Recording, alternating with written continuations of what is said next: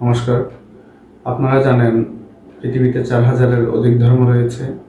তার মধ্যে অধিকাংশ ধর্মই কালের বিবর্তনে বিলুপ্ত হয়েছে। তাছাড়াও কিছু হিংস্র বৈশিষ্ট্যের ধর্মের অনুসারীগণ অন্যান্য ধর্মকে ধ্বংস করার চেষ্টা করেছে এবং ধ্বংস করেছে। এছাড়াও ইংরেজদের শাসন আমলে তারা সনাতন ধর্মাবলম্বীদের উপর নৃশংস অত্যাচার করেছিল এবং সনাতন ধর্মাবলম্বী রাজাদের হত্যা করে, মন্দির ধ্বংস করে সমস্ত সম্পদ লুট করেছিল। তারা চেয়েছিল সনাতন ধর্মকে ধ্বংস করার জন্য, কিন্তু তারা সক্ষম হয়নি, কারণ সনাতন ধর্মে কোনো নির্দিষ্ট দেবতা বা ঈশ্বরকে পূজা করা হয় না।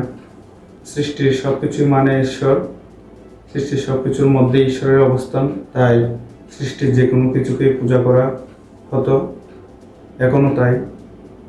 তো ইংরেজরা সনাতন ধর্মের কোনো নির্দিষ্ট বই বা ধর্মগুরু বা নির্দিষ্ট কোনো দেবতাকে খুঁজে পায়নি। সেটা ধ্বংস করলে পুরো ধর্ম ধ্বংস হয়ে যেত। তো তারা নিরুপায় হয়ে ঈশ্বরের বা সৃষ্টিকর্তার একটি সংজ্ঞা দিতে চেয়েছিল। তারা জুৎসই কোনো সংজ্ঞা না পেয়ে সনাতন ধর্মের একটি মাত্রা, যেটিকে তারা বর্ণনা করেছিল, তা হলো সনাতন ধর্মের ঈশ্বরকে বর্ণনা করার জন্য বিভিন্ন মাত্রা রয়েছে। তার মধ্যে একটি হলো আদিশক্তির 3টি শাখার রূপ বা ঈশ্বরের 3টি শাখার রূপ: ব্রহ্মা, বিষ্ণু, মহেশ্বর। ব্রহ্মা সৃষ্টিকারী শক্তি, বিষ্ণু পালনকারী শক্তি এবং শিব ধ্বংসকারী শক্তি। এই মাত্রাটিকে ইংরেজরা গ্রহণ করেছিল। যেমন দেখুন, তারা বর্ণনা করেছে god, GOD, G for generator বা সৃষ্টিকারী শক্তি, O ফর অপারেটর পালনকারী শক্তি বা পালনকর্তা, অ্যান্ড D ফর ডিস্ট্রয়ার বা ধ্বংসকারী শক্তি।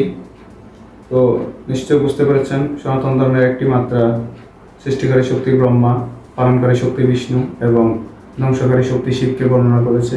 এই মাত্রাটি তারা গ্রহণ করেছে এবং সৌভাগ্যবশত আজকের দিনে সমস্ত ধর্মাবলম্বীগণ এই ব্যাখ্যাটি মানছে, যা সনাতন ধর্মের একটি গৌরবের বিষয়।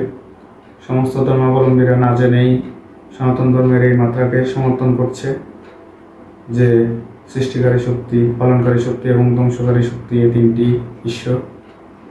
তো এই বিষয়টি জেনে রাখুন, আজ সমগ্র বিশ্ব সনাতন ধর্মের পক্ষে যাচ্ছে এবং সনাতন ধর্মের জয় হোক, আমরা এটাই চাই।